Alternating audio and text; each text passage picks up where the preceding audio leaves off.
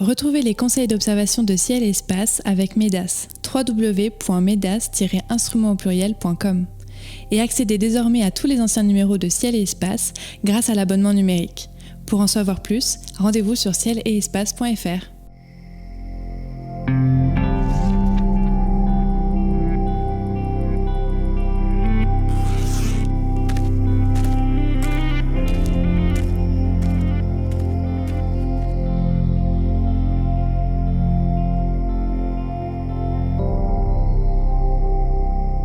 Bonjour et bienvenue sur les podcasts de Ciel et Espace pour une nouvelle émission consacrée aux éphémérides. Ce mois-ci, Cyril Birnbaum, Sébastien Fontaine et moi-même vous conseillons d'observer la Lune en fin croissant le 2, Uranus à proximité de la Lune le 3, Mars et Saturne en conjonction serrée le 5, le bel alignement sur l'écliptique de 4 planètes le 19, les étoiles filantes Lyride le 22 et Mercure à sa plus grande élévation le soir du 26. Nous nous attarderons sur tous ces événements et comme chaque mois, nos deux experts nous livreront leurs chroniques et leurs coups de cœur en fin d'émission. Mais pour commencer, je les salue, ces deux experts, Sébastien Fontaine dans le Cotentin et Cyril Birnbaum en studio à côté de moi. Messieurs, bonjour. Bonjour à tous. Bonjour. Alors c'est avec vous Sébastien que l'on commence cette émission traditionnellement. Chaque mois dans votre chronique, vous nous racontez une petite histoire, une grande histoire d'astronomie. Aujourd'hui, je crois que vous voulez nous reparler du messager céleste, c'est ça ? Oui, exactement. Il est grand temps de se replonger dans cet ouvrage vraiment fondamental pour qui aime l'astronomie et son histoire, la petite ou la grande histoire. Alors, les latinistes nous parleront du Sidirus Nuncius, donc paru en 1610, écrit bien sûr, je ne l'ai pas encore dit, par Galilée. Et vraiment, l'intérêt de cet ouvrage très court, ça fait une centaine de pages, c'est que déjà, il est très facile d'accès. Et puis, on est vraiment sur les traces des premières observations de Galilée. C'est presque un carnet d'observation, le tout premier carnet d'observation, puisque je vous rappelle que Galilée a été le premier à observer le ciel avec un instrument d'observation, et donc ces 100 pages relatent ses premières observations.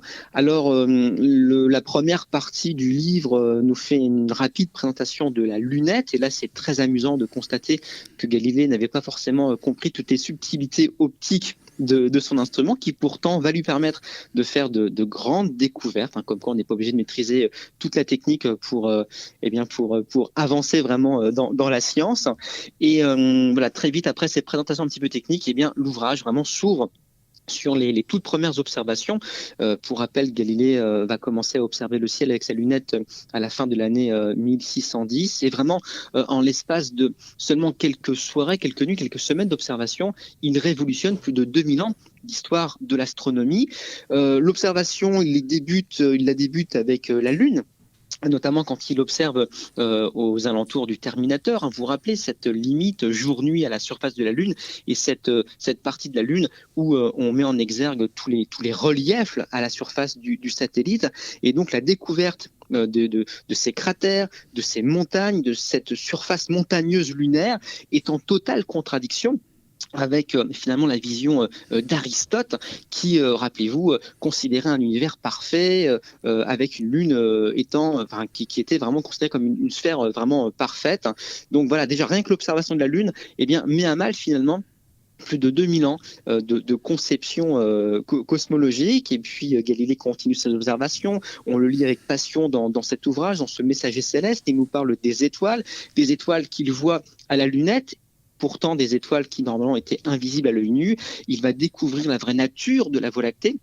Et là où c'est intéressant aussi, c'est qu'aujourd'hui encore, quand on pointe une simple paire de jumelles en direction de la Voie lactée, on en comprend la vraie nature. C'est exactement ce qu'a vu Galilée au XVIIe siècle, puisque la paire de jumelles ou sa lunette permet de résoudre la Voie lactée en étoiles, et donc de comprendre que cette structure est faite d'étoiles vraiment innombrables. Ensuite, quand il va observer Jupiter, c'est ça, vraiment, cette observation qui certainement va donner envie à Galilée d'écrire cet ouvrage, puisque l'observation de Jupiter, vous le savez, permet à Galilée de découvrir les satellites, de voir les satellites tourner autour de Jupiter. Là encore, c'est en totale contradiction avec la vision d'Aristote qui voulait que l'univers était centré sur la Terre. Rappelez-vous du géocentrisme. Alors évidemment, Galilée n'est pas l'inventeur d'une idée qui nous sort d'Aristote. Ce n'est pas lui qui invente l'idée de l'héliocentrisme, qui veut que les planètes tournent autour du Soleil. C'est plutôt à Copernic qu'on doit cette vision du monde.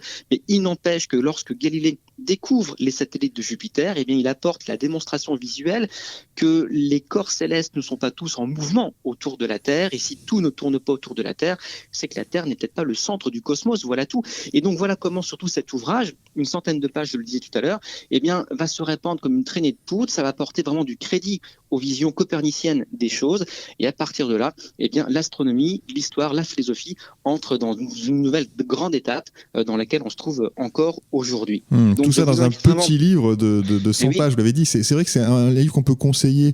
Alors déjà, aux gens qui commencent l'observation, c'est quand même très intéressant de comparer les observations d'un débutant avec ce que voit Galilée. C'est très émouvant d'ailleurs d'essayer de refaire ces observations. On les fait avec des instruments qui sont beaucoup plus puissants évidemment, mais c'est très intéressant. Et puis pour ceux qui s'intéressent à l'histoire des sciences et l'histoire de l'astronomie, c'est quand même un ouvrage incontournable. Ah, complètement. Alors, vous faites bien parler des observations des débutants, parce qu'avec une lunette de 60 mm, on refait, mais mieux encore, les découvertes. On redécouvre Galilée. On est vraiment dans les yeux de Galilée avec une lunette d'initiation, à commencer par le biais des satellites. Alors, une petite information tout de même. Donc, le livre, il y a plusieurs éditions qui existent, en langue vulgaire, en français, bien sûr, traduit.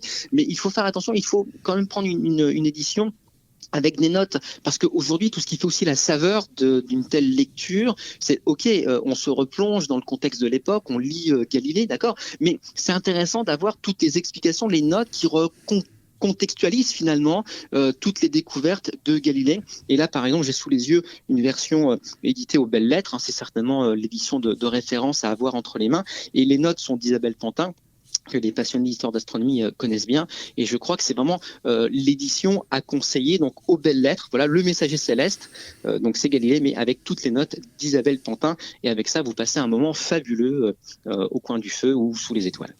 Merci Sébastien pour cette chronique. Alors on enchaîne avec les phénomènes du mois. Cyril, on va commencer avec cette lune en fin croissant, très fin croissant, le 2, de quel côté du ciel et vers quelle heure il faut chercher le fin croissant lunaire de ce 2 avril, qui est difficile, je crois. Oui, il va pas être si simple que ça. Alors effectivement, il faut le chercher au-dessus de l'horizon ouest, donc au coucher du soleil. Le soleil se couche vers 20h23 à Paris, là.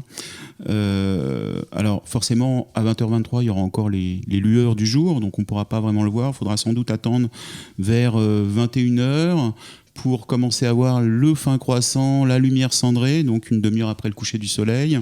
Et à ce moment-là, vous aurez sur l'horizon ouest ce très fin croissant, 2,3%, c'est quasi rien, hein, c'est vraiment une petite virgule dans le ciel qui sera donc à 7 degrés au-dessus de l'horizon ouest. Donc en pleine ville, c'est pratiquement mort déjà. Ça va être très compliqué avec la pollution, etc. À moins que le prix de l'essence continue à augmenter et qu'il n'y ait plus aucune voiture qui circule. C'est un grand usager du vélo qui nous dit ça. C'est clair. Ce qui m'arrangerait à vélo, effectivement. Mais c'est effectivement pas gagné du tout. Si vous voulez faire une photo, est-ce que vous pouvez quand même essayer? Il faudra quand même prendre au minimum 500 mm de focale. Idéalement, pour avoir juste le fin croissant, c'est pas dépasser 2 mètres de focale, donc sur un télescope type Schmitz-Cassegrain au foyer. Ça se tente, mais ce qui, à mon avis, est le plus rigolo, c'est d'essayer déjà de le voir, s'amuser à le voir, et une simple paire de jumelles le permet. Et l'œil nu, c'est exclu ou Non, c'est pas exclu, mais c'est-à-dire que c'est tellement dans la brume que c'est quand même compliqué. C'est-à-dire que souvent, c'est une fois qu'on l'a vu aux jumelles qu'on est capable de bien le voir à l'œil nu. D'accord, donc équipez-vous de jumelles si possible pour tenter de débusquer ce croissant du 2 avril. Le lendemain, le 3, Sébastien, c'est toujours près de la Lune, une belle occasion de repérer Uranus, qui n'est pas une planète très spectaculaire ni très facile à repérer, mais là, elle est près de la Lune et ce sera plus facile, je crois, pour la trouver. Oui, donc Uranus va se trouver à 1 degré de la Lune en direction de l'ouest, donc à l'ouest de la Lune, donc sur la droite de la Lune si vous préférez. Uranus, aussi, elle est quand même facile à voir, elle est visible à l'œil nu, comme chacun le sait. Non, on est le 3 avril, on n'est plus le 1er. Donc Uranus, oui, c'est cette planète, la 7e planète du système solaire, vous le savez, qui a été découverte en 1781 par William Herschel, on l'a souvent évoqué ici à ces micros, et c'est une planète qui est vraiment à la limite de la perception visuelle. Je rappelle, comme toujours, qu'Uranus est prétendu visible à l'œil nu. Certains prétendent l'avoir repéré à l'œil nu, ce qui n'est absolument pas mon cas. Mais pour la débusquer, eh bien, une paire de jumelles ou un instrument d'initiation suffit amplement, surtout comme vous l'évoquiez, qu'elle se trouve actuellement juste à côté de la Lune. Alors attention, cette planète n'est pas très haute au-dessus de l'horizon, c'est quand même une difficulté, puisque cette planète, si vous observez vers 22 heures, elle se trouve à une dizaine de degrés au-dessus de l'horizon. Donc là aussi, il faut s'assurer un horizon assez dégagé pour tenter de bien la voir. Mais voilà, c'est une planète qui vaut le coup d'œil, puisque avec un instrument d'observation, on met en évidence d'une part le côté non ponctuel de l'astre, donc on voit son diamètre finalement, et puis sa teinte verdâtre est tout à fait accessible avec un instrument d'initiation. Très bien, donc à tenter le 3. On passe à l'événement suivant. Le 5, Mars et Saturne passent très près l'une de l'autre à seulement 20 minutes d'arc. Mais Cyril, je crois que c'est très bas sur l'horizon. Dans quelles conditions il faut qu'on se mette pour profiter de ce spectacle ? Oui, pareil, c'est un peu comme la Lune le 2 avril. On est très ras de l'horizon. C'est ras de l'horizon, mais alors ce coup-ci, c'est pas le soir, c'est le matin. Donc c'est au lever. En fait, vous allez avoir Mars et Saturne qui vont se lever vers 6h du matin.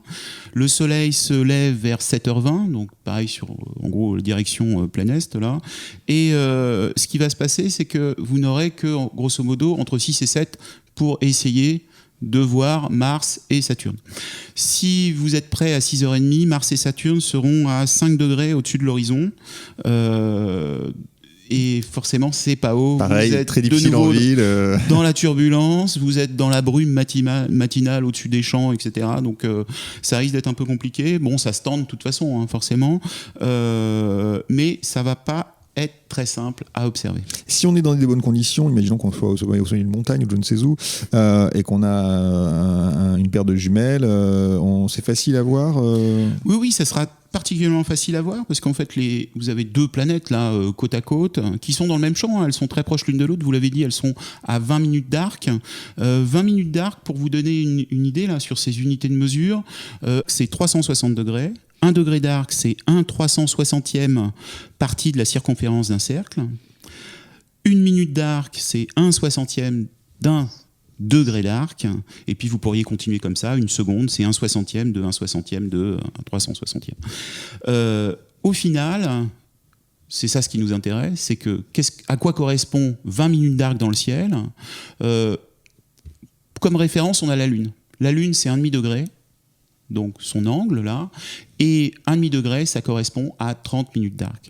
Ça veut dire que la séparation entre Mars et Saturne, c'est moins que le diamètre de la Lune, c'est 2/3 du diamètre de la Lune. Donc c'est tout petit. Ça veut aussi dire que si vous avez un télescope en haut de votre montagne, David, ouais. et ben ça va être le bonheur. Ça va être le bonheur. Vous avez fait 2-3 voyages d'ailleurs, parce que forcément, il faut prendre la monture, le tube, les oculaires, etc.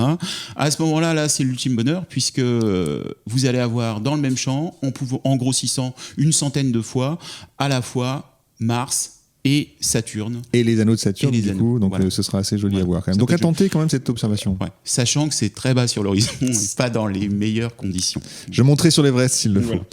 Voilà. On passe à la configuration du 19 avril, un très bel alignement de 4 des 5 planètes visibles à l'œil nu, Jupiter, Vénus, Mars et Saturne dans cet ordre.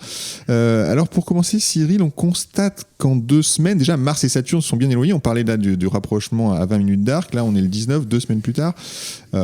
Là, elles sont plus très proches. Et puis, il y a plusieurs planètes qui se sont rajoutées dans le balai, en fait, céleste. Alors, effectivement, les planètes, on le sait, hein, elles tournent autour du Soleil. Et elles ont chacune des vitesses différentes. C'est-à-dire que plus on est près du Soleil, plus on tourne vite. Et plus on est loin, plus on tourne doucement. Si vous prenez, par exemple, la Terre, sa vitesse de révolution, hein, c'est 30 km par seconde. Si vous prenez Mars, c'est un petit peu moins, 26 km par seconde. Et si vous prenez Saturne, là, elle est à 9 km par seconde. Ça veut dire qu'elle est 3 fois moins rapide, en quelque sorte, quand elle tourne autour du Soleil que la planète Mars. Sachant que nous aussi, on se déplace. Hein, on n'est pas bloqué. Donc forcément, astre errant, planète, hein, planétesse, les planètes, vous les voyez se déplacer sur le long, grosso modo de l'écliptique dans le ciel. Donc l'écliptique, c'est c'est le plan du système solaire pour le dire rapidement. C'est le plan par lequel passe la Terre, l'orbite de la Terre et puis le Soleil. Donc là, le 19, on va voir ces 4 planètes, donc je répète, Jupiter, Vénus, Mars et Saturne, qui seront alignées sur cette fameuse ligne imaginaire qu'on appelle l'écliptique. Justement, de ces 4 planètes en ce moment, laquelle est la plus intéressante à observer au télescope ? C'est-à-dire que si on essaye de les repérer, là, ces 4 planètes, il faudra être quand même relativement courageux parce qu'il faudra se lever vers 6h20, 6h30, là, avant le lever du soleil qui est vers 7h. Et vous allez avoir en premier Jupiter, donc sur l'horizon est, qui est à 3 degrés au-dessus de l'horizon. Donc là, autant dire que... toujours très très bas. C'est encore très très bas. Encore du Rasmot. C'est pas une bonne nouvelle. 2022 pour les planètes, c'est pas super. Hein. Ouais. Juste à côté, donc à sa droite, vous allez avoir Vénus qui sera à 7 degrés au-dessus de l'horizon, donc un peu mieux. Puis encore à droite, vous allez avoir Mars qui sera à 9 degrés au-dessus de l'horizon, donc déjà bien mieux. Et vous aurez Saturne à 12 degrés au-dessus de l'horizon. Donc j'aurais envie de dire d'essayer d'observer celle qui est le plus haut dans le ciel, parce que forcément, il y aura moins de turbulences. Donc d'essayer d'observer Saturne, sachant que en réalité pour voir Saturne c'est mieux d'attendre encore quelques mois puisque faudra attendre plutôt l'opposition cet été quand elle sera vers 2h du matin. Très bien. Sébastien, vous auriez le même conseil que Cyril sur ces 4 planètes. Saturne serait votre préféré ou alors Oui, tout à fait. Ouais. Dans cette configuration-là, même si Vénus, un petit coup d'œil vers elle, on peut appréhender sa phase, elle sera gibbeuse. Ma préférée de la bande reste toujours Jupiter, mais comme l'a très bien dit Cyril, elle est extrêmement basse. Mais bon, Jupiter, là, ce jour-là, elle a une configuration intéressante parce qu'elle va présenter sa tache rouge et puis les 4 satellites galiléens seront visibles de part et d'autre du disque jovien. Donc ça vaut le coup d'œil aux jumelles, juste pour essayer de repérer en plus les satellites. Je reviens quelques instants au terme écliptique. Comme vous le disiez tous les deux, donc c'est le plan finalement de la Terre autour du Soleil, et c'est aussi la trajectoire apparente du Soleil. Si tous les jours on pouvait noter la position du Soleil par rapport aux étoiles, et bien au bout d'un an on verrait la trajectoire apparente du Soleil totale, et donc ça formerait l'écliptique. Et on se rappelle que de part et d'autre de l'écliptique, un peu au-dessus, un peu en dessous, il y a les fameuses constellations du zodiaque, et donc toutes les planètes, comme le disait Cyril, se trouvent de part et d'autre de l'écliptique. Alors pas forcément toujours pile sur l'écliptique, c'est Vénus qui s'écarte le plus de l'écliptique, d'à peu près 8 degrés. Donc Vénus peut être soit 8 degrés au-dessus de l'écliptique, soit 8 degrés en dessous, et cette bande finalement de 16 degrés, c'est ça qui a défini la bande zodiacale qui, strictement parlé, est une bande de 16 degrés dans le ciel, donc jalonnée par l'amplitude finalement, par la latitude écliptique de la planète Vénus. Pour revenir à Vénus, si vous l'observez, vous verrez la face de Vénus puisqu'elle est à 63% éclairée. Elle est à 63% ce 19 avril. Très bien, on passe au 22. Le 22, ce sera le maximum d'activité des étoiles filantes Lyrides. Alors, on pourra compter apparemment jusqu'à 20 météores à l'heure. Sébastien, quand précisément a lieu le pic des Lyrides ? Est-ce que c'est un moment temporel très, très précis ou c'est un pic qui est très étalé ? Alors là, j'avoue que je ne sais pas du tout. Donc, eh ben voilà, c'était la première colle de cette émission. Alors, exactement. Mais non, effectivement, je ne sais pas du tout. Par contre, en général, les étoiles filantes, de manière tout à fait générale, c'est plutôt en deuxième partie nuit qu'on va privilégier l'observation. Mais peut-être que vous avez la réponse. Pas du tout. C'est une vraie colle. Ouais, c'est vrai, ouais. Et je regarde Cyril. Cyril ne sait pas non plus, donc personne ne sait. Donc si un auditeur peut nous renseigner, ce serait sympa. Alors, si je peux rajouter que pendant le précédent confinement, pas précédent, lequel, un des premiers confinements, le premier confinement. En fait, je les avais pris en photo depuis Paris, depuis ma fenêtre. Et donc, j'avais fait plusieurs nuits avant, plusieurs nuits après. J'en ai eu qu'une seule dans la bonne nuit, c'est-à-dire dans la bonne nuit du 22. Mais c'est-à-dire que c'est une conclusion un peu hâtive. Ça ne veut pas dire que c'est que le 22, forcément. On va dire que le protocole scientifique soit très gros. Ce qui est intéressant, c'est qu'elles sont très lumineuses. Donc, vous pouvez les voir en plein Paris. Voilà, c'est ce que je voulais rajouter. Donc c'est quand même un essaim qui est intéressant, Sébastien.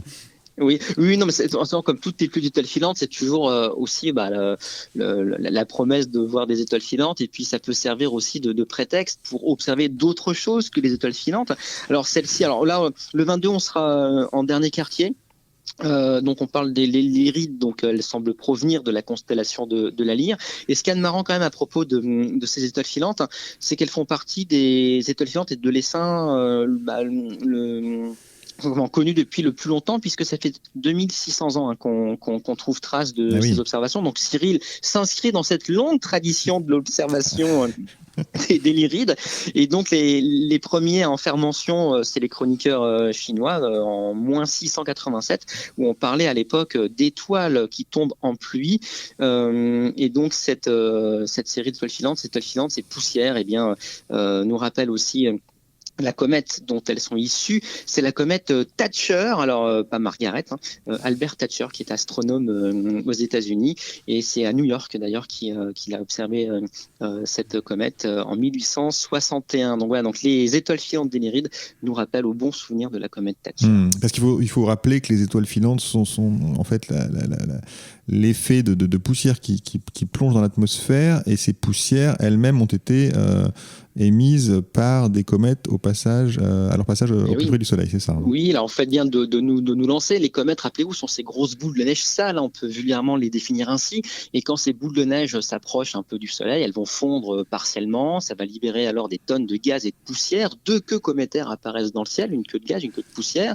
Et puis les poussières vont rester finalement dans l'espace interplanétaire. Et lorsque la Terre va croiser la trajectoire d'une ancienne comète, on va se prendre de plein fouet les poussières lâchées par la comète lors du dégazage, lors du dépoussiérage.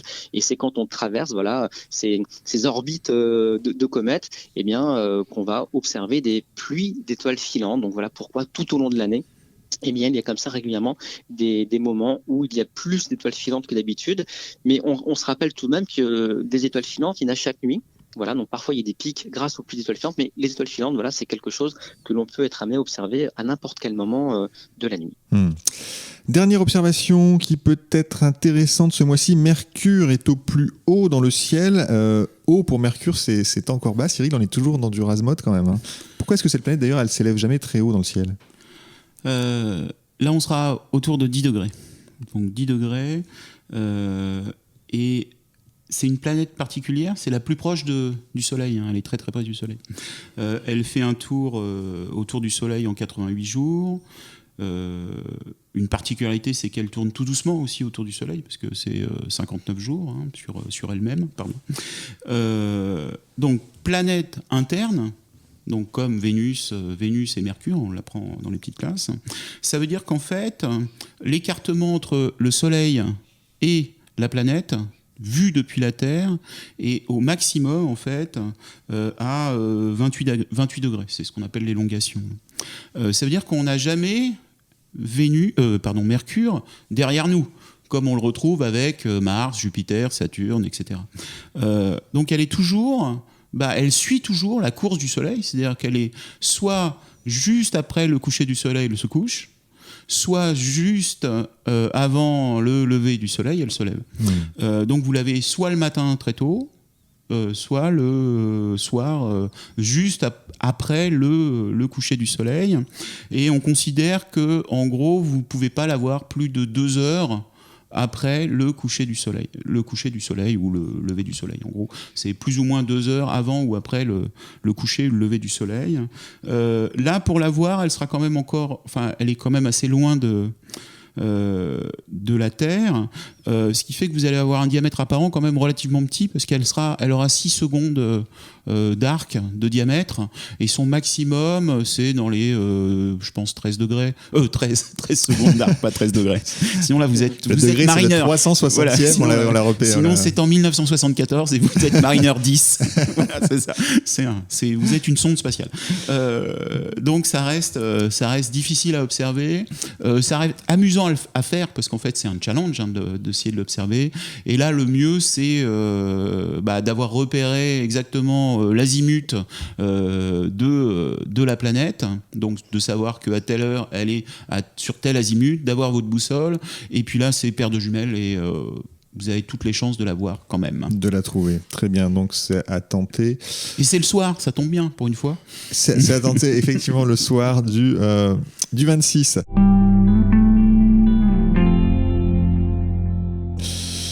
C'est l'heure de la chronique photo, hein, Cyril, vous allez garder la parole. Vous êtes donc, je le rappelle, le responsable du planétarium de la Cité des Sciences à Paris, astrophotographe émérite, et chaque mois vous nous donnez un petit conseil technique ou alors vous nous proposez une cible à ne pas rater. Et en ce mois d'avril, on va rester pas très loin de Mercure, on va parler du Soleil, c'est ça ? Ben oui, j'ai envie de vous parler du Soleil. Vous savez, c'est le cycle solaire a redémarré depuis la fin 2021. Là. C'est-à-dire qu'on revoit des tâches sur le Soleil. La NASA a annoncé le nouveau cycle, le démarrage du nouveau cycle, avec un maximum qui aura lieu en juillet 2025. Donc ça veut dire que si vous regardez le Soleil, il y a toutes les chances que vous voyez des taches sur le Soleil. Alors, voir le Soleil, faut quand même faire un petit peu attention, forcément. Il faut faut s'équiper de filtres solaires. Je vous invite quand même à les acheter. Pas n'importe où, c'est-à-dire qu'aller plutôt dans les boutiques spécialisées.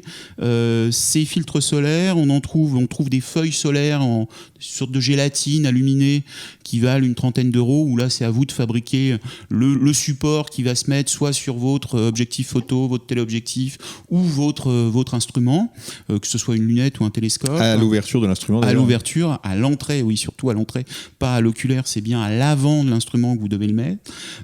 Où vous avez, alors pour un petit peu plus cher, en général, le prix en euros correspond au diamètre du filtre. Donc quand vous l'avez en verre, c'est-à-dire que si vous avez une ouverture de 100 mm, c'est une centaine d'euros. Si vous avez 50 mm, c'est une cinquantaine d'euros. C'est assez facile. Donc là, l'optique est forcément de meilleure qualité. Et l'idée là, c'est à la fois de les observer, bien sûr, sans risque, donc en mettant ce fil pleine ouverture à l'avant de l'instrument d'optique, et puis pourquoi pas d'essayer de les prendre en photo, parce que ce qui est amusant en fait, c'est de voir leur déplacement et leur évolution sur la surface solaire, sachant que le Soleil tourne en un peu plus, en quasi un mois ou 28 jours sur lui-même. Ça vous permet en fait, si vous faites une photo tous les jours, au moment où le soleil est au plus haut, donc à moins de turbulence, donc sous le coup on est passé d'ailleurs en heure d'été, donc vers 14h. À ce moment-là, vous pourrez essayer de voir ces taches solaires sur le Soleil. L'ordre de grandeur des photos, c'est-à-dire que sur les filtres solaires, ils laissent passer un 10 millième de la lumière, c'est des densités 5 en général. À ce moment-là, ça veut dire qu'à f8, vous êtes à peu près au 250e à 200, 300 ISO. Donc c'est relativement facile à faire. Donc une photo facile à faire pour peu qu'on s'équipe évidemment et qu'on se protège, ne jamais tourner un instrument, une paire de jumelles vers le soleil sans protection évidemment. C'est donc une photo à faire ce mois-ci, et pour la petite histoire, pour l'anecdote, on passe précisément à une unité astronomique du soleil le 4 avril. Vous savez que l'unité astronomique, c'est cette distance de la Terre au soleil, et elle a une valeur bien précise que je n'ai pas notée d'ailleurs, mais vous la trouverez facilement sur le web. Et donc le 4 avril, on passe précisément à une unité astronomique parce que, Sébastien, on est d'accord, la trajectoire de la Terre autour du Soleil n'est pas un cercle. Et non, c'est une ellipse, et donc là, c'est le demi-grand axe en fait auquel vous faites référence. Et donc c'est vrai que la distance Terre-Soleil n'est pas constante, et on se rappelle pour l'anecdote qu'on est au plus près du Soleil aux alentours du 4 janvier, au plus loin vers le 4 juillet. Voilà. Et donc là, on est pile à une unité astronomique, et pendant très longtemps dans l'histoire de l'astronomie, on a exprimé les distances des planètes au Soleil en unité astronomique. Voilà, donc là c'est un petit jalon intéressant à rappeler. Voilà, on est pile à une UA le 4 dans quelques jours. Ouais. Écoutez, la fin de l'émission approche déjà, Sébastien, Cyril. Donc c'est le moment de dévoiler votre coup de cœur. Je rappelle que à chaque fois, il peut s'agir d'un astre, un livre, une exposition, une mission spatiale, un film, un astronome. Pourquoi pas ? Vous avez carte blanche. La seule contrainte, c'est que ça ait un rapport avec l'astronomie, évidemment. Et Cyril, alors ce mois-ci, vous voulez nous parler des JSP. Je vois pas du tout ce que c'est. Les JSP, effectivement, vous n'en avez pas encore parlé dans dans Ciel Espace, mais je crois que ça va arriver le mois prochain. C'est les journées scientifiques participatives. Ça nous vient d'Amérique du Nord, c'est nos amis québécois, canadiens qui ont inventé, entre guillemets, ces journées. Vous le savez, c'est qu'on manque de scientifiques. Dans le monde entier, on manque de scientifiques et pour proposer en fait, pour initier les jeunes, pour donner envie de faire de la science, vient d'être inventé les JSP, les journées scientifiques participatives. Le principe est le suivant, c'est-à-dire que vous connaissiez les RTT. Oui. Alors, vous les avez peut-être pas à Ciel Espace, mais vous les connaissiez. On les connaît, vous avez les congés payés, par contre, à Ciel Espace, ça c'est sûr. Vous avez des repos, etc. Donc, vous posez on fait rien, des quoi. journées. Oui, non, vous vous reposez. Vous vous reposez, vous ne faites pas rien. Il y a aussi le TLT, le télétravail, bien sûr. Donc, il y a pas mal d'avancées sociales. Et maintenant, nous allons bientôt avoir, donc en début du mois, je crois que c'est voté tout à fait en début du mois et ça va être donc validé, enfin, je ne sais pas comment on dit, effectif dans la foulée. Ces journées scientifiques participatives qui vont vous permettre de poser jusqu'à 5 jours dans l'année pour faire de la science. Alors, pas nécessairement que de l'astronomie, parce que ça a été initié par à la fois les gens de Viginature, de Vigiciel, les débrouillards au Canada, les petits débrouillards en France. Une des personnes qui vraiment est moteur là-dessus, c'est un spécialiste du numérique qui s'appelle Christophe Léridan, qui a initié cette chose pour que ce soit voté. Et donc, il faudra quand même, alors parce que tout le monde ne peut pas se dire scientifique d'un coup et poser une journée pour faire autre chose, par exemple. Oui, parce qu'il faut quand même prouver que c'est pour la science. Voilà. Donc il faudra valider en fait, en quelque sorte, 2 jours de formation auprès d'organismes habilités. Alors je crois que l'AFA va le faire, bien sûr, l'Association française d'astronomie va pouvoir valider ces jours de formation.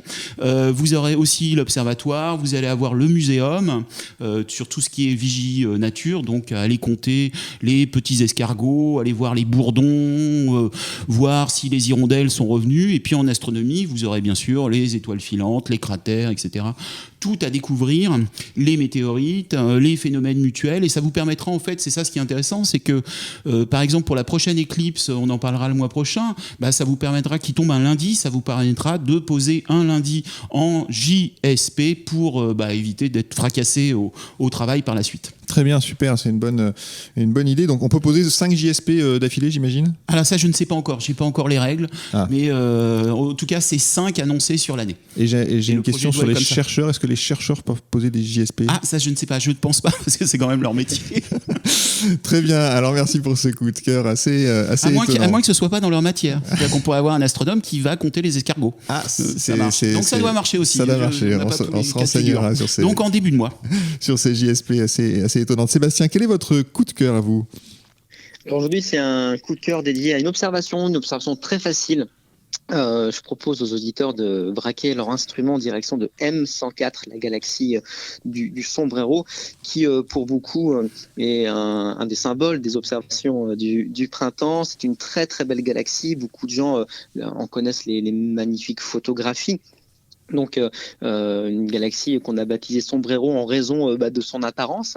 Sur les vieilles photos argentiques d'autrefois, on semble vraiment voir un chapeau mexicain finalement qui flotte dans le ciel. Alors cette grande galaxie se trouve dans la constellation de la Vierge, non loin de l'étoile Spica, à l'ouest de Spica.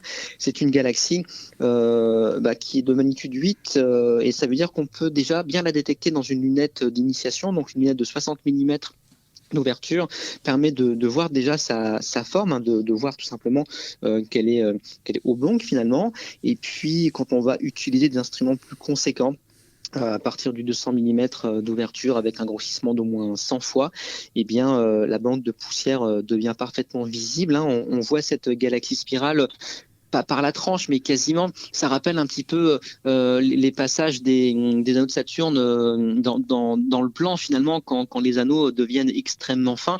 Et bien là, on est un petit peu dans cette configuration, donc une galaxie qui, à la différence de M51 dans les chiens de chasse, rappelez-vous, on voit cette belle galaxie de face avec le bulbe bien perpendiculaire à notre zone d'observation. Là, au contraire, on a une galaxie très fermée, finalement, avec presque le plan dans notre direction.